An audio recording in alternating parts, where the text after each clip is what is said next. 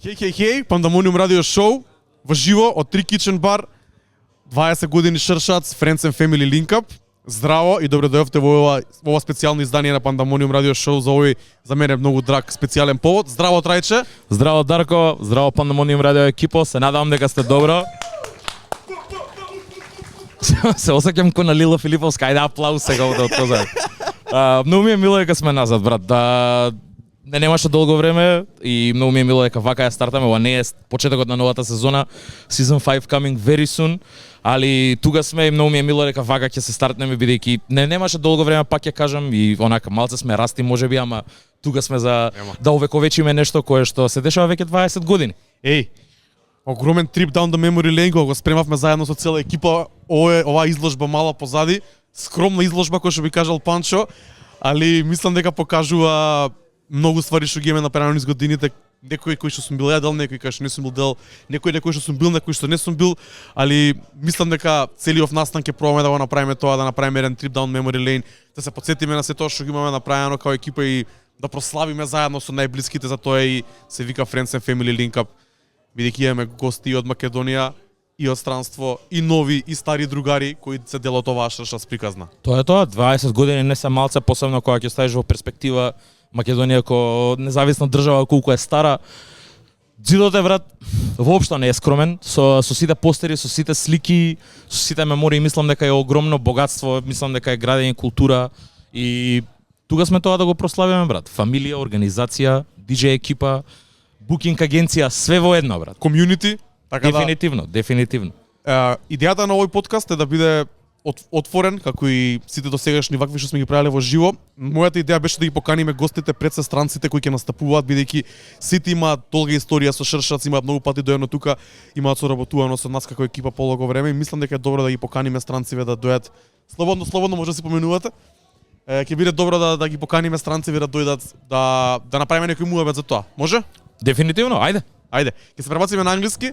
We would like to invite Steve, DJ 279 aka Numbers, to jump in, and Shortee Blitz if he wants to, yeah. Woo! What's up, my man? How you doing, man? I'm doing fine, man. Yep. How are you? I'm good, man. Big boys on the right. That's right. Yeah, man. That's right. Big guys. Yeah, so we made a quick introduction in Macedonia, but now we'll turn to English. We wanted to have you guys just for a little bit. We don't want to stress you for the whole day and whole night. We have a lot of things to do as well, but we want to talk about your experiences with Sure Shotz, with your trips to Macedonia in the past. First thoughts when you arrived here, first thoughts when Pancho messaged you or got in contact with you, all of that stuff. But if you want, you can introduce yourself, or I can maybe introduce DJ279, aka Numbers, Numberman, Steve from London, UK. He was the first DJ that Pancho brought in Macedonia when he opened Sure Shotz Entertainment as an agency. That's why we hold him very dear. I mean, that's not the only reason, but one of the many reasons.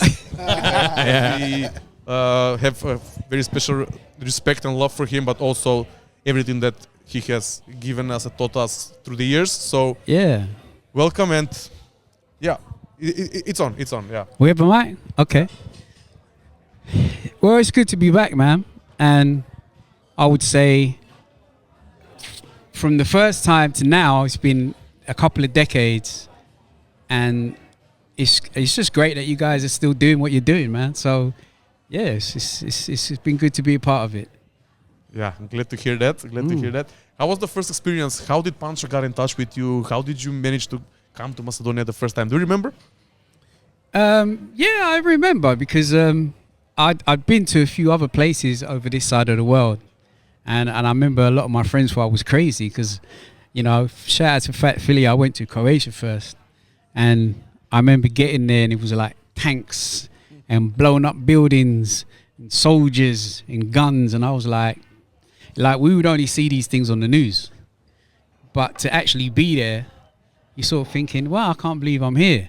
But the very first party that we did, it was like we turned up and there was like a sea of people dressed in Gangstar t-shirts and Wu-Tang and I was like, wow.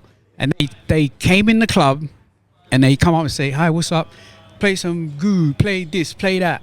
Like all of the stuff that we loved in London, they were asking for it. It was like no warm up. It was like straight on the dance floor.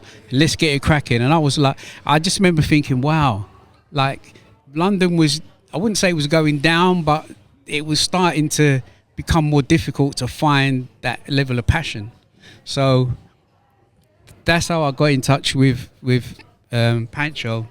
And obviously he was kind of, it was a similar kind of mission that he was on. Like he wanted to kind of create a scene and be a part of making something happen, you know. So we spoke and I said, okay, cool. And I just wanted to come. So I love traveling. So anything to go somewhere to experience something new was always top of my priority. It wasn't even about, I didn't even care about the money really. I just wanted to go and do something, and you know, when you do it, it's like you want to know that it's going to help to make something else happen. So that's why to come back after 20 years and see how you guys are just like, Pancho's is blowing up. He's like super famous, and I got to make an appointment to speak to him now. But it's a good thing though, because you know he's traveling around and he's doing his thing, and you know I met other people like yourself, like Nasty and Phil Mano and people like that, and Maya and these sort of people, and you just became my friends. So here we are. Glad to hear that. Glad to hear that. Shortee Blitz, what Yo. about you, fam? Like, do you remember the first time when Pancho got in touch with you, or how did you manage to come to Macedonia? I can't remember exactly how he got in touch with me. I think it was email, though. And the party, though, it was myself, Fat Philly, Ollie Doboli as well. Shout out to Ollie Doboli. He tried to sell me toothpaste. Oli Doboli, yeah. Yeah. He said, I just made this toothpaste, man. Like buy some from me. I was like, okay. But the party, again, was kind of like what Steve was saying. People were in love with the music as much as we were. And it felt like we were home, basically. Like people were just really jumping up and down and enjoying the stuff that we get to play on our radio shows. But more clubs, like Steve was saying, it was getting a little bit difficult at that time. So for us to come further into Europe and do that, it's a beautiful thing. And I think the reason why a lot of artists that we love are touring Europe as well is because of places like this and companies like Sure Shotz, because they love it as much as we do and we respect the art. You understand? So we love that, man. Happy 20 years and that. You know what I mean? Yeah. Nice. That was what I was gonna say. Like Macedonia is one of those places that can be easily forgotten whenever you're like a DJ or like you tour all over Europe. It's not a place that it's a must do for certain artists. But whenever you come and whenever like certain either in like artists or DJs come from all over the world, I think that they're like pretty astonished and as to like how the energy is here and how much the people do know the songs and like they sing it and they give out all of their energy and like go all out whenever they're out. Because like we've had the chance, me and Darko, like we've went to like a bunch of concerts, a lot of concerts actually, and like whenever Pancho was doing something here, like Sure Shotz back in the day, like I remember my first concert was in 2009. Like I'm 29 right now, but in 2009 I was like a small kid. Like I just came into the city, and like the first guy that I was able to see was DJ Premier, you know. So like imagine that. Huh? Yeah, the energy was like so crazy. It got hooked. I got hooked instantly to like going to concerts. I knew that I wanted to see everybody that I respect, everybody that I listen to, DJs especially that I know of. So I'm sorry, but like I wasn't familiar with 279. So like yesterday I hit up Darko and said like, yeah, let me get into this. Let me look up some Mixcloud links, and you know, and like a legend, you know. I've been to your show. I've seen you play, but it's always an honor whenever I have the chance to like listen to one of your mixes. I know that you were with Nas and Wu-Tang Clan, so that's like a really great honor as well. I would suppose for me, yeah, of course, for you, yeah. Yeah, I love that. Yeah, but as I was saying, like Macedonia is not one of those places that everybody hits up, especially for shows. But I think like the feedback so far has been like everybody's been like, I want to come back right now. So I wanted to ask you, like, what does Macedonia mean to you? Like, what does Skopje mean to you as a place for you to play and just do your thing? Like, how do you approach playing here instead of like London or wherever you're at? Do you have like a certain energy, or like do you just do what you do best? I would say no matter where I go, first of all, I don't just want to come, play some music and then get on a plane and go. I want to meet the people and understand what's going on and try new foods and, you know what I mean, and experience the place, because a lot of times when you go to play, sometimes it's like that. You get here, you do it, and then you're gone. And then you say, I've been to such and such, but then you don't really know anything about it. So to me, it was about this, you know, especially having already done it in Croatia and gone there so many times, and you start realizing that there's another world out there that's absolutely loving hip hop the way the London scene was. So it's like Shortee said, it's like taking about 3 or 4 years backwards and finding the same level of energy for the music, and it's just a good thing. So for me, you want to come and do a good job, and you know and I knew how much of a risk it was. Do you know what I mean? So there's times when I came and I didn't even get paid. I'd like, listen, I'm just coming. Don't worry about the money, bro. If we don't make no money, it's cool. I don't worry about that. I make enough money in London, it's cool. Let's just do it. So that's what's important to me. Is like I said at the beginning, you start off these little things, hoping, you know, like acorns grow into oak trees, but someone has to help to water the acorn so it grows. So that was how I kind of saw it, that people were loving it. Okay, I'm going to come and play. I'm not like the greatest DJ in the world or nothing, but I got heart. So I'll come and I'll do it, you know, and see what happens. And here we are, man. Amazing. That's it. Amazing. Yeah. Yeah. How about yourself? The same question to you. It's kind of similar, to be honest.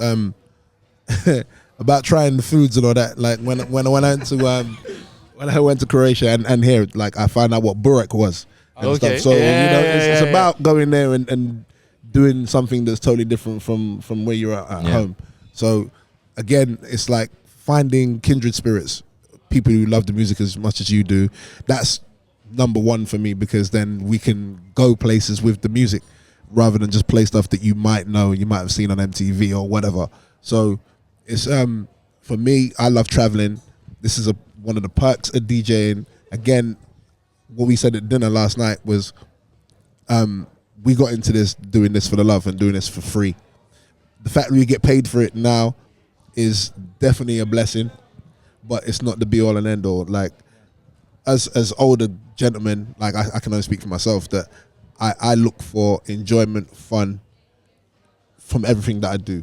Now that's more priority than anything else. Obviously, the mortgage needs to get paid, but I'm looking for happiness, love, and enjoyment. That's all I'm looking for. Yeah, of course, and we respect you for that, because like as I said, Macedonia is not the first place that you hit up, so you could have been anywhere, but you're here with us, and we appreciate you for it.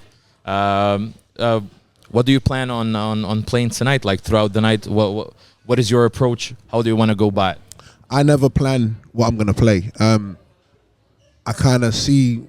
I like to get to an event a couple of hours before, maybe an hour before, and just see what's moving, and then I'll go from there. I don't know what I'm gonna play until I put the first song on. So sometimes it works, sometimes it don't. But that's the thing of I like doing, like playing music in free fall. I like to actually just vibe it and see if I can work out this puzzle in the moment. You know what I mean? Again, sometimes it works, sometimes it don't. But more times, often than not, it's a real emotion in a real moment. So hopefully, if the crowd is open to maybe hearing something different as well as something that they know, then it's going to be a great night. Like we're on that journey. Get in the car, innit? Yeah. Get in the car. Yeah. Of course. I mean, it's gonna be a long night. Like it's like what 7 p.m. We're gonna be in 2 places until 4 a.m. So we have a lot of stuff to hear and listen. So is there anything that you like want to add, like regarding what would be the like the connection between like Sure Shotz and you guys? Like how much does it mean to you that you have like certain people, like a DJ group, like a community that Sure Shotz has in Macedonia, just so you know, like you can be here whenever you. I'm sure, like even if you requested from Pancho, hey, I want to come to Macedonia just for a weekend, I'm sure that he's gonna accommodate. So how important is, and I'm not only speaking about like Macedonia, just all over the world. I know you've been all over the world. So how important it is for you to make those connections on a local level, wherever you go, just so you can stay in touch and you can get connected with all of the DJs around the world? I think, it's important to have relationships in this kind of business, because again, it's not 100% all about the money, but it's about the music first and foremost. Nothing moves before the music, So us like linking up with certain people in Croatia, over here, Australia, New York, it's important because you can gauge what's happening real time around the world and see what's happening music wise, trend wise. If there's something that I'm not up on, like Numbers would send me some tunes and stuff like that, and vice versa if there's anything that he would need. But it's important for us to have that kind of connection because it helps make your life easier, I feel. I would explain it like this. I think in the earliest days of my experience in hip hop, even though we were in London, we were like Cinderella. So people were looking at us like what's wrong with these guys and their hip hop and all this madness? And so it was a bit frowned upon. So trying to make it playing music was a bit like, it wasn't like, oh yeah, this is great. It was like, what are these guys doing? This ain't gonna last long. So first of all, you're fighting for your respect, and then you're putting in hours and hours of work at various aspects of the industry to try to get through so that you can have an influence. And then you have the people that you look up to who were doing it before you, and then you meet those people. And then when you meet those people, it gives you another lease of life because you realize that there are people who've been doing it longer than you. They're still here. So you kind of take bits and pieces that you learn around you and then you move forward. So now as you get older, me personally, I've always been somebody who was hell bent on making sure that the hip hop scene was respected. And I'd go through murders because everyone else would be effing around and being late and not turning up. I'd be like, listen, man, if you don't want to do it properly, just go away. Yeah. So I was very like strict. Like, if you want to come around me and do stuff, let's just do it. Let's make it happen. Do it properly. Then it was like, okay, who's talented? You come. You can beatbox, cool. You can DJ, come on the show. You can freestyle, you ain't got a deal, cool, come. And I just promoted everybody that I could find who was good. So to me, coming to Macedonia is an extension of that. Here I am in another place, and I see some younger guys trying to do exactly what I tried to do. And then I have to then play the role of the guys that was here before me, who helped me to do what I was doing. Whether it was advice, whether it was practicing with pogo and stuff like this, and the older ones telling you, don't sell out, don't do no craziness, be professional, you know what I mean, and represent and all the rest of it. And so you just pass the message. It's like a lineage. You just pass it down. Because we can't be here without the ones that were doing it before us. And hopefully we like to pass that on. Otherwise the game dies. So it's important to pass the knowledge and pass the experience. There was like when, Philly's not here now, but when I first met him, he wanted to do radio. I'm like, cool, what do you need? I would organize phone interviews, send him hours of music, so he could play it over there. But what happened was people were hearing it and they were like, this is dope. I'm going to get into hip hop. And so now you got a scene there. And then, like he said, the artists started to go, so what's it like? So you want to go over there? And then they go, one person goes and they go, yo, that was ill. They tell the next one. He says, man, you need to go Macedonia, it's dope. And then they tell the next one. And before you know it, people go, yeah, I want to go there because I heard this, and that's how it builds up. So I feel it was important to have that kind of mindset coming into it, that you can help to create a new scene with a new set of people who have that love and experience for the music, if that makes sense. Yeah, it makes perfect sense. Staying on this subject, I'm going to quickly ask you, how do you feel about hip-hop today? Like the state of hip-hop, like a short answer, if you will. How do you feel about it today? Listen, in hip-hop has never stayed the same. From the early no records, break beats, MCs, no record deals, independent labels, the 90s, the West Coast, the G-Funk, it changes. So I may not like all of the changes, but it will evolve. You know what I mean? So I have my place in the things that I love. I think there are new artists and new musics out there that are still dope. I think there's a lot of much better artists that don't really get too much light. But at the end of the day, the game has to continue. So that's why you have to have a level of influence. And maybe some of the older guys have kind of, I wouldn't say fallen off, but they've fallen out of love with it a little bit. So they don't propel themselves to the front anymore.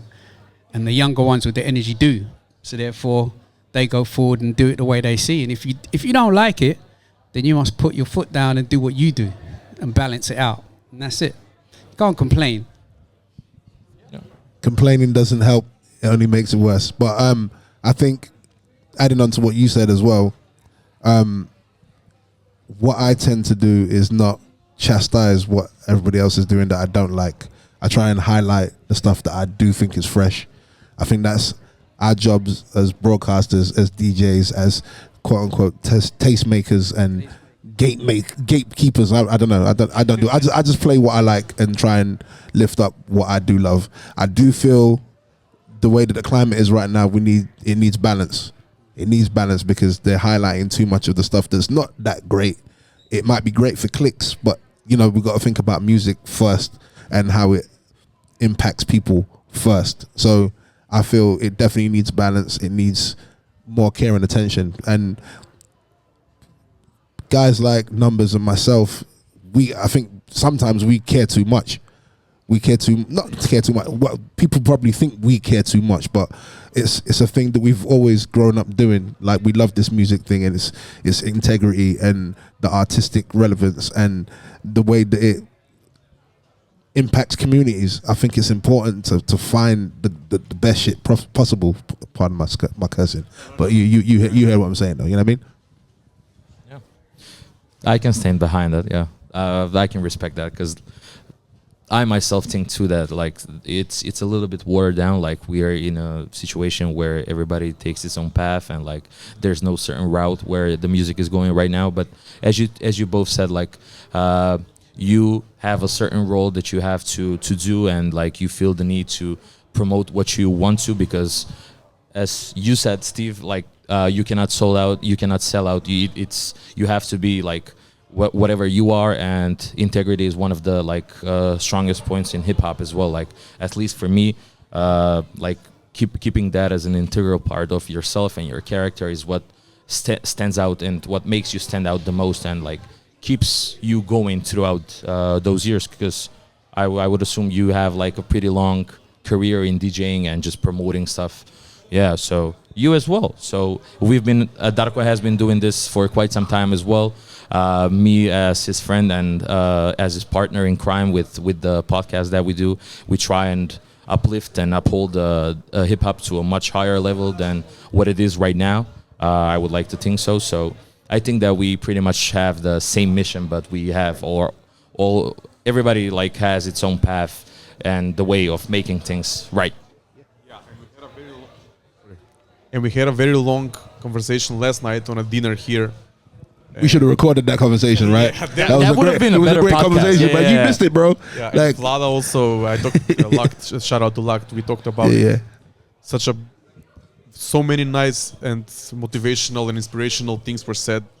Your stories with the promoting of the parties, of the events, with the pushing of new artists, and it was an honest conversation, man. That's what it was, over dinner, over great dinner, by the way. So yeah, it was good. It was needed. Yeah, but the bottom line was people that do this with the heart and with the right mindset and the right Purpose. Yeah. purpose, they find each other and they stay in touch with each other, because we've always there are people that don't care as much and people that care a lot. So I tend to think that people that care a lot can find themselves and kindred spirits, bro. Yeah, for real. That's why we are very glad that we have a maybe small community of people, but we feel the same energy with them. They respect the music, they respect the culture, everything about not only hip hop, but first of all as people, and then music, and then culture, lifestyle, and then music, and everything else that comes with it. And we are forever grateful for that, and we try to make it the right way, in a way. Nah, we respect you, man. We wouldn't be here otherwise.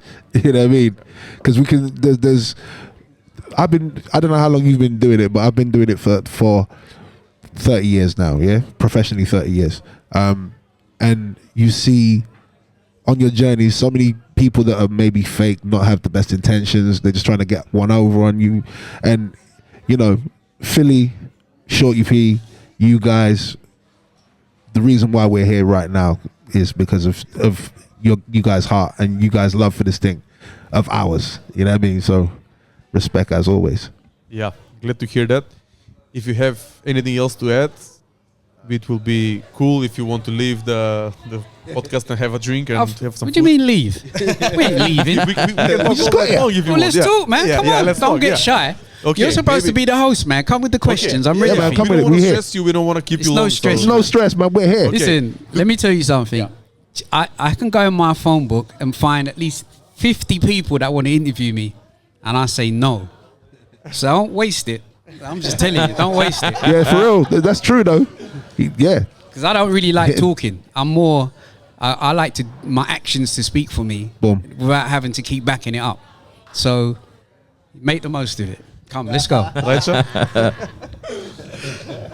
Yeah, I mean that. So, I would like to focus on the not the DJing part, but like the promoter part, where you as a promoter, as a tastemaker, as you said, how is important to you, like to have that certain certain aura around yourself, around like the character that you build, the music that you listen to, and how important is it for you to like push that forward as well? Because like most of the DJs tend to like at least a lot of DJs here do not have the character or do not stand out of a crowd, and they just play for whatever seems best and whatever sticks to people. So how important it is for you to build an image, so whenever somebody says like DJ 279, it rings a bell. I wouldn't say I was trying to build an image. I was a fan. I'm still a fan of the music. I'm a fan of hip hop. So when I first was starting out, I couldn't understand how the people around me weren't really getting noticed for the things that they were doing. And I couldn't understand it. And I didn't think it was right. So from the very beginning, I remember I used to say, you know what, if I ever get a radio show, I'm going to turn this whole shit on his head. I'm going to make sure every single person that I find who's got talent is going to get a chance to show everybody how much talent they got. And at the beginning, people were like, why are you doing that? You could just go to him over here. He's famous. I'm like, yeah, but he ain't that good. This guy over here is the truth. And so I supported those people, the underdogs, literally, the ones that had no voice. And so at the beginning, I used to ask people to come on my show and they would say, nah. But I didn't let that deter me. I just carried on, you know. So from the parties to the open mics, I'd be in the poetry gig standing at the back looking to see who was good. And if you were good, I'd be like, listen, man, I need to get your number. You need to come on the show. You're a good beatboxer, come on the show. So all I did was just promote the talent. You're a good DJ, come and do a mix. You can freestyle, come on the show. So I just kept promoting people till eventually I think their attitude was so the DJs won't support us, that at the beginning when I was trying to do that, it was still difficult because it wasn't the normal. But after a while, people are like, wow, this guy will actually listen to your songs. He'll actually play them. He'll actually let you come on the show. He'll actually book you for a PA. And so it just kind of snowballed. And I started a party, and I think that became like a bit of a mecca for a generation of people who gathered in the same place. And before you knew it, the producers were meeting the DJs, were meeting the MCs and the beatboxers and the dancers and the breakers. And they got together in little groups and formed their little relationships. And they went on to make music. And of course, they might give me a copy. And if I liked it, I said, okay, cool, I'll play it. And it just grew until it got to the sort of late 90s, and the industry was forced to take account of what we were doing collectively. So I was very much about bringing as many people in. So going back to your point, it wasn't like, yeah, it's just about me. In fact, I'm probably the least talented person out of everybody. But I was like, I'm going to steer the ship, because if everybody's looking out for themselves, because it was so hard, someone needs to look out for everybody collectively. So as much as I could do for anybody, whether it was a contact, a hookup, or I know someone's looking for someone to do a mix, or I would just say, yeah, man, talk to him, talk to her, talk to them, talk to this one, talk to that one, and just try to bring a bit of togetherness. You know, even the MC is obviously very competitive. So I had to kind of create ways to get different ones from different crews on the show. Yeah. And then they all think they're the best. Great. Now you got to come and prove it. And then when you leave, you're like, yo, he's pretty nice. And that one goes, yo, you're pretty dope. We should make a track. And then, you know, we just kept making the steps. So to me, that was the most important thing. It was not about me at all. I was just the guy who was hosting it. It was about everybody else. And anyone who was around me, I tried to preach that to them. And if I didn't see them doing it, you can ask Philly, I'll tell him off. I'm like, you know, I went to Croatia one time and these guys wanted me to come on the show, and he was like, I don't really want you to go. I said, why not? And he said, well, because, you know, you're on my show. I said, listen, bro, don't do that. Ask him, he'll tell you. I said, nah, man, you got to show love to as many people as you can. That's what it's about. Because it is a collective. Like, hip-hop is not one of us. It's lots of us. So the more of us, the merry. And so I would try to say that to people. Do you know what I mean? Like, unreservedly, whatever I could do, I would do it. Do you know what I mean? So the parties, I used to put them on. Most of the time, I'd lose money. I didn't care. Because I could go to Joe Blogs over there and get paid over there and over there. But this was like what I loved. So I tried to make sure that as many people could be involved. And sometimes I look back and I think, wow, that was genius. Yeah, you done well, man. Do you know what I mean? It was genius because a lot of people got belief of that. A lot of people made careers out of it. They bought houses. And the generation we have now, whilst they don't see it, it's because of those people that they're in the position they are now. And the only problem we have is that the industry, to a degree, has squeezed out a lot of those people who helped to create those paving slabs. Yep. So then the young generation don't really understand the struggle that went before. They just think it's about them. Yep. So, which is why we're going backwards, because now there's no one to go, listen, if it wasn't for him over there and that one over there, you wouldn't be doing what you're doing now. They didn't get paid, but they helped everybody notice what the London was doing. So that's why, like you guys, all the artists want to come to London. They always want to come to London because when they come, you know, we'd be on the radio playing album songs and they're like, how do you know this? How the hell you know that? Like, bro, we've been listening to the demo tape for 8 months. What are you talking about? They couldn't understand it. Like, how did these guys love this shit so much? Do you know what I mean? So that's what it's about, man. Looking out for as many people as you can. So whether, like he said, if you want to call it a tastemaker, the labels will realize that you got a bit of juice. So now they're going to come with their nonsense music and say, play that. And you have to go, nope. Then you get the reputation of being awkward because you don't want to do what they want you to do. So you have to stand up for yourself, and it'll make you a bit unpopular. But in the end, they'll respect you. And I had a conversation the other day with someone I won't name. Yeah. And he tried to get me to go to Atlanta.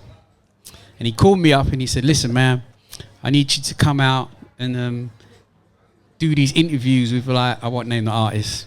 To me, they're terrible. And I said, nah, bro, I can't really do it. He said, yo, man, we're going to take you to strip clubs and we're going to take you to titty bars and you know, we're going to pay for your hotel, 5-star. All you got to do is interview these artists and put them on your show. And I said, nah, I can't do that. So he said, come on, man. I said, nah, I wouldn't play those guys' records on my show, so I ain't going to Atlanta to do it. He said, okay, cool. He put the phone down. About 10 minutes later, he called back. He's like, numbers, man. Come on, bro. Come on, man. You got to go, man. This one's going and that one's going and this one's going and that one's going. You're the only one who said no. And I said, but I don't play that music. Right. So I ain't going. Now, 15 years on, I got a phone call last year for the same person. And I hadn't spoke to him for more than a decade. He said, numbers, how you doing, bro? It's such and such. I said, oh, what's going on? He said, first of all, bro, I've got to give you your respect. You know that? I said, okay, why? He said, because you remember that time when we were trying to take you to Atlanta? At the time, bro, I was pissed because, like, you were meant to be my boy, but you didn't go. But I respect you so much for that. Because I was able to talk everybody else into doing it, but I wasn't able to talk you into it. And no matter what I said, you didn't go. And bro, I got so much respect for you for holding your ground. See?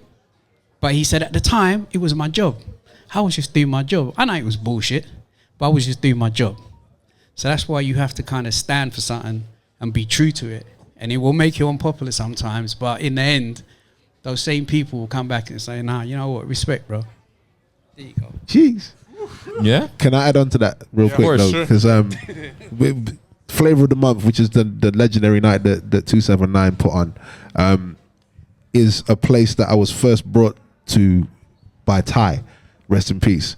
And I met Solihin, aka Def G, there for the first time, and that's when we were trying to work out this Ty and Shortee Blitz album and situation and all that. So up until that point, I only saw Def G from Lords of Rap on TV, whether it was on Dance Energy or the Lowdown or whatever, and I was starstruck. And I'm seeing like the Cookie Crew in there. I'm seeing obviously Big Ted was in there. I'd see Cutmaster Swift and Pogo and Business in there. These are people I've only seen in Hip Hop Connection to that point or on TV. I saw Cutmaster Swift on Wogan cutting up Steezo for the first time. Mind's blown. And then I'm seeing him in the same venue, like, because I'm not from London, I'm from the Midlands. So when I moved to London when I was 16 years old, that was the first time I saw somebody famous. So seeing people like that in a venue that's playing music that I love, it's truly mind blowing. And when we was working on the Ty and Shortee Blitz album, which never came out, by the way, you brought me on Choice as a guest on my own without the other two guys, and I was like, I don't know why you want to talk to me, but you did that because you recognized that I was somebody that was on the rise, and you were like, come and talk to the people there. But I had no idea why you was doing that, but I do really appreciate you for that.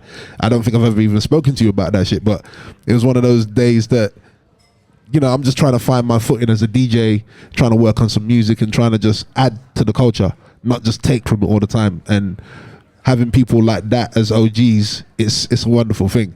It's wonderful because there's not that many people I could talk to that were actually on, that would be like, yeah, come and do this, because I was literally nobody in the scene. So big love and respect, bro. You know what I mean? Everybody's nobody till they become somebody. Right. That's what it's about. See, Thanks. so for him, it's like, I see the talent. That's what it's about. I saw the talent. So it doesn't surprise me that he's done what he's done. Proud of him. You saw it before I did, so thank you. Here you go. You know what I mean? Thank you. I mean, like, all of what you said, like, to me sounds like building culture, you know, which is like hip hop at its finest. That's hip hop. It is purest as well. Yeah, in the purest form, like building culture, building connections, and giving somebody props and a chance to do something that they want to do.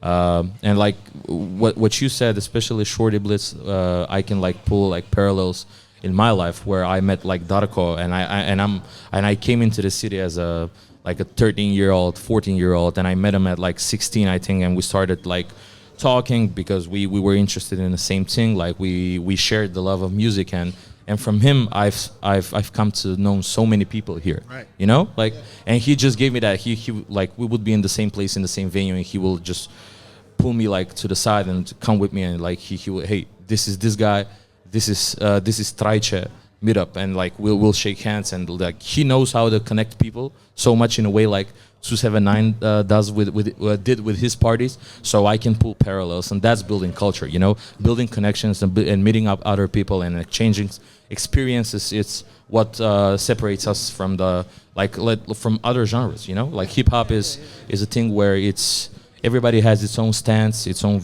like view of things, and like whenever they intercept and they clash, that's when culture happens. I think it's, you know, the whole thing about the scene is that there has to be a level of competition within the scene for all of us to want to create our best. But I think sometimes where it goes wrong is people feel they have to then become enemies. And that's where it goes wrong. It's like, no matter what soccer team you support, your rival team those guys are having a drink after the game while the fans are fighting outside.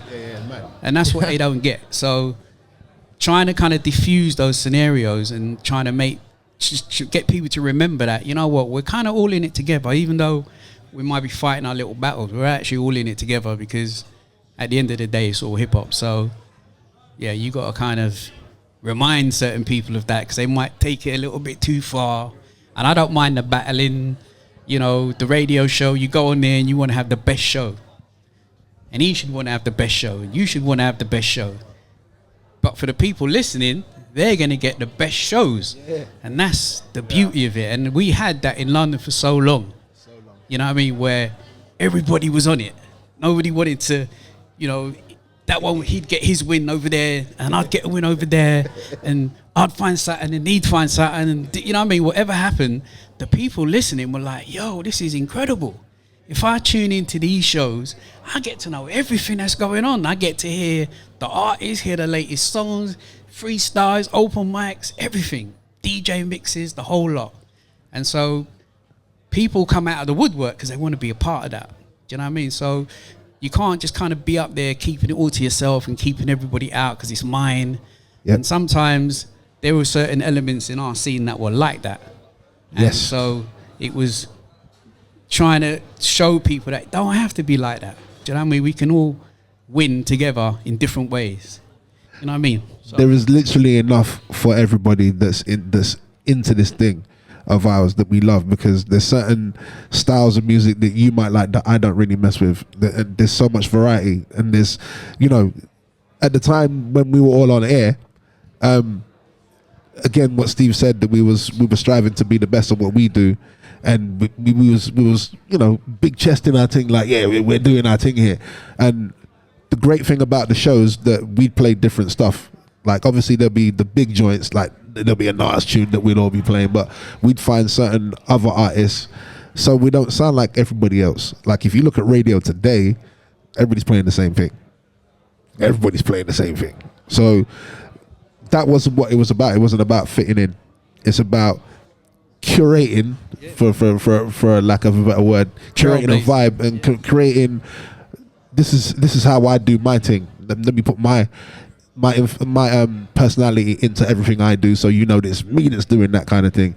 At the dinner we were talking last night that there were certain DJs that we used to go and watch play because they play something different to everybody else. We'll go to that DJ Swing, rest in peace, we'll go to him for a certain thing here. Dr. Psycho, rest in peace, we'll go to him for something he'll play that no one else is playing. He'll do some silly mixes, and like, you know what I mean? Like, and it would work, stuff that wouldn't, you think, that shouldn't work, but why am I wilding out with my shirt above my head? It's one of those kind of things. You go there for people's personal stamp on what they can do with the game. It's about affecting the culture, not disrespecting it, but affecting it in a positive way. You understand? That's how it is for me. That's the way I do things anyway. No, for sure. And I think that's things that differentiate you as an artist, as a producer, as a DJ, as a promoter even. I throw these kinds of events. These guys throw different kinds of events. Or we talk about hip-hop in this way, somebody else talks in that way. I think that is very important, and I think that especially up-and-coming artists, should focus on that to differentiate. Yeah, making a signature sound, basically, like a signature. So whenever you step onto the decks, everybody knows it's Shortee Blitz. Whenever 279 steps on the decks, everybody knows. Or even with the music, with making music, with the new trends, because a lot of the new artists, a lot of the new DJs sound similar or the same. So the best thing you can do is to create your own sound and stick to it, kind of, in a way. So if I want to listen to that sound, I'll listen to that artist. You go to you for that. Yeah. I hear you. So how do you go about, like, still researching into, like, new sounds, and, like, how do you go about, like, navigating through all of the music? Because music, especially hip-hop right now, it's so much saturated, especially with the wide variety of, like, it has this whole spectrum of things that you can listen to. So how do you go about, like, researching and finding certain sounds that would fit into your style, basically? I think for me, what I do is what I've always done. Like, okay, let me take it back to the 80s and 90s. So, you know, Vanilla Ice and MC Hammer were the biggest names in the genre at the time. That wasn't what I was into, but I'd find like a Kane, a Cool G Rap, a Chill Up G, because that's more in line of what I was into. They were more artistic with their thing, and groundbreaking with their thing as well. Hammer and that is cool. It's pop music. Pop music is cool as well. Like, you know, for the clubs it's cool. But I try and find, I try and research as much as I can. So if I find somebody online that I think can spit, I'll hit them up with a DM and be like, yo, loving what you're doing, man. Keep doing it. Send me everything you can. Like, if you've got music coming up, let me know. I'll back that. You know what I mean? And if I see somebody that I've seen before, that I know that they're really good and I've never met them, I'll go and introduce myself. Like, yo, I'm Shortee formerly from Kiss, blah, blah, blah, blah. But, you know, I really like what you do. Please send me everything. Let me know where I'll go on, and I'll pass it around to my DJ friends. And if you need help, whatever, let me know. That's what I do today. That's what I've been kind of doing since I started. Just, you kind of got to go find the gold. I think it's not there all the time on top for everybody to see. You've got to go dig for the music that you want. So it's the mission has never changed, to be honest. Steve? Yep. Me? Yeah, I agree with that. You know, I think I used to always come on my show, the underground show. So I wasn't really looking for the most popular person. I was looking for the most talented person. And 9 times out of 10, if you got a good ear and you're paying attention, they shine, they show you. They reveal themselves just by what they do. And a lot of times, those are the people that really need the help. So there's nothing better than finding somebody who's just so dope and you're like, come man, let's do something. And then they rise because everybody starts to see it. So if DJs are supposed to be the cornerstone of hip hop, then your job is to steer the ship, whichever ship you're on. You can't just sit there and wait for it to happen. You got to go out there and make it happen and support the people that you like. And don't support the people that you don't like, which is the other thing that sometimes doesn't happen. I don't play no records that I don't like. I don't care what it is. I'm not playing it if I don't like it. But if I like it, I don't even care if you ain't got a record deal.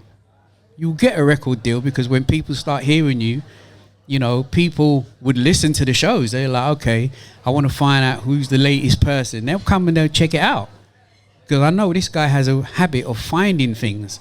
And then you know, like think back to when the Roots used to come to Flavour of the Month. Listen, man, crazy. They used to come to Flavour of the Month. Blackfoot would be on stage rhyming. Nobody didn't know who they were. But when I met them, I'm like, this guy is ridiculous. Insane. Yo, you need to come on my show. Let's do this. They used to come Flavour of the Month. They used to jam. They just used to hang out with us. Now look at them. They're like huge. But no one believed it at the beginning.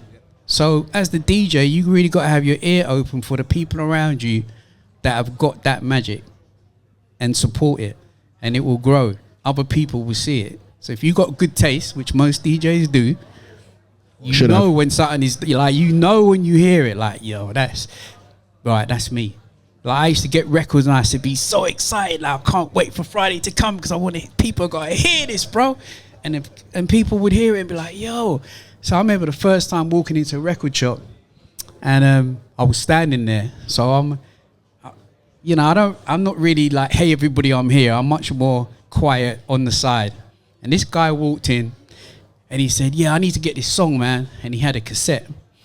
And he said, put this on side B and play it, man. So the guy took the cassette, he put it in, and there was, I can't remember what record it was, and he pressed play, and I thought, huh? How's this guy got that song? I know I'm the only one that's got that track. And then I heard my voice on it. You talking on it. And then the guy said, where'd you get this from? He goes, I'll take it from 279. He said, I need to get this song. And the guy in the shop said, yeah, no, I've never heard of it before. And then a couple of weeks later, I went in. I didn't say nothing. I was a bit like, wow. A couple of weeks later, the same thing happened again with a different record. And I was in that same shop. The guy doesn't know who I am. And then this time he said, man, we've got so many people turning up here with cassettes of that guy's show. I don't know where the fuck he gets his music from, man. Like, I need to talk to this guy, man, because this is getting annoying. But see, for me, I was like, wow, I didn't think people were paying that much attention. Yeah, man. I didn't realize. because all I was doing was just playing things that I thought that were good. And little did I know, and I still meet people today who'll come up to you and say, yeah, man, I've got loads of your tapes. I remember when you done this, and you played this, and that person done this, and I remember this, and I remember that. And sometimes I don't even remember.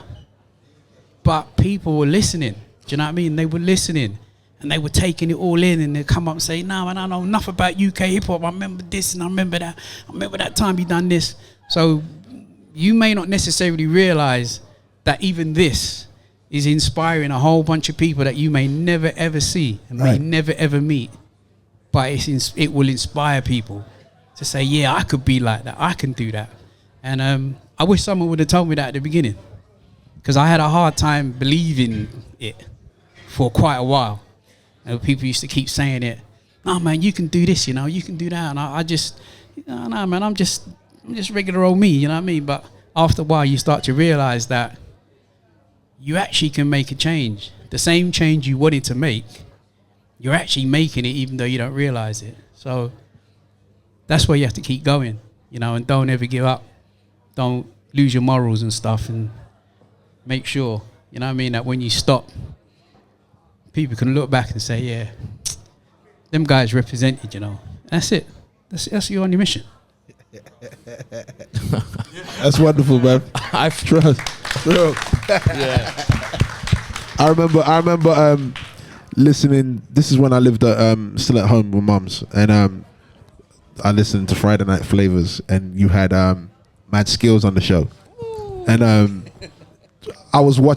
think I was clearing up, like, you know, moving records around and stuff like that, and it was time for him to do a freestyle.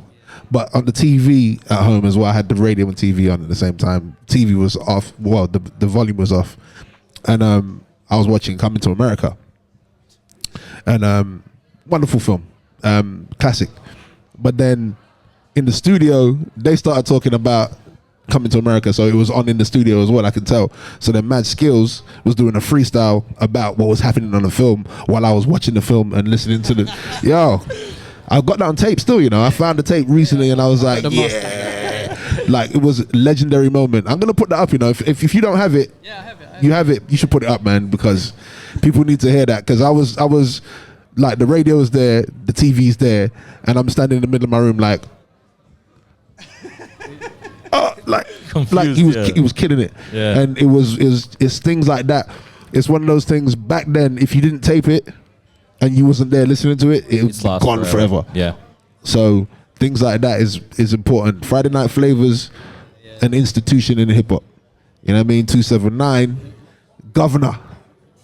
That's why I don't call him numbers. I call him numero.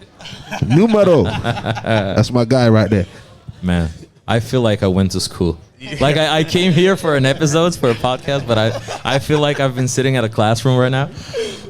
But yeah, this is gems that you're dropping, and it means so much. And I hope everybody's that's gonna tune in, as you said, it's gonna be inspired, and it's gonna take this, and he's gonna go back home and just do his thing, you know, because it's really important for us to do this. Of course, man. Yeah, it's like a relay race. In the relay, there's not one person. There's many people. There's 4, right? But imagine it's a bigger relay, and your job is to run your 100 meters the best you can run it, and at some point, someone else has to take over and do the next leg and the next leg and the next leg. And that's how we keep it going. That's what's been happening from the beginning. So the only question is, who's taking the baton next? Are they worthy? Yeah, I'm looking at you. Yeah, we're looking at you, bro. sure. Yeah, Serbia in the building. Thank you very much for the time, for the knowledge, for the gems. Again, I will say in the name of the whole Pandamonium crew, community, and the Sure Shotz crew, we are very happy and glad and proud to have you again for this special occasion for us. And I hope we have a very nice night. Of course, man. How do you say thanks for listening in Macedonian? Just fala. Fala? Fala. Fala is enough. Oh, Fala. Fala. That shirt's fresh as well. I like that shit. Fala. Appreciate you guys. Thank you.